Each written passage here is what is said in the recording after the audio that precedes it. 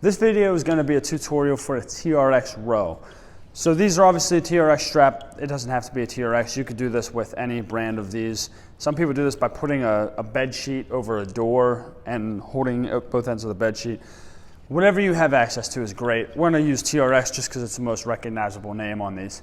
What that looks like is we are holding onto our straps, and actually, let's preface this with how to get into the position. Because I get people all the time, my head's kind of cut off, I don't like it. I get people all the time who will be standing here for their rows, and they're standing upright and they just fall back like that and hope that they're able to catch themselves to do the exercise. First of all, for someone with any shoulder issues whatsoever, that is not ideal. Nor is this camera angle. I'm changing this, hold on. I can't cut off any of my pretty head, come on. As I was saying, we want to protect the shoulders, so putting that sudden jolting force on them, not ideal. It's a good way to tear something or just strain something even and cause an injury that could have easily been avoided. So the way that I like to instruct people to get into position for these is that I'm standing upright, then I'm gonna hang back, right? So there's no jarring force there, it's nice and smooth. And now what am I gonna do? I'm gonna walk my feet in closer to the wall.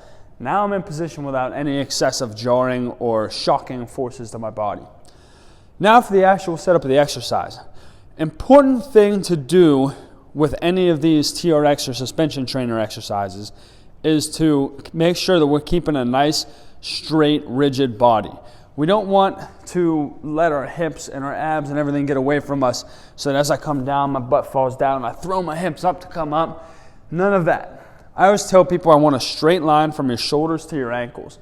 And whether you do the toes up or toes down is of no consequence. Do whichever feels better for you. But I tell people push their feet down into the floor. That'll help kind of tighten up your butt. And then I'm going to squeeze my abs and lock my core in. So I'm tucking my ribs down.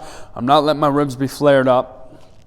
So right here, all I'm going to do is pull my elbows straight back and pinch my shoulder blades together in the back of that movement.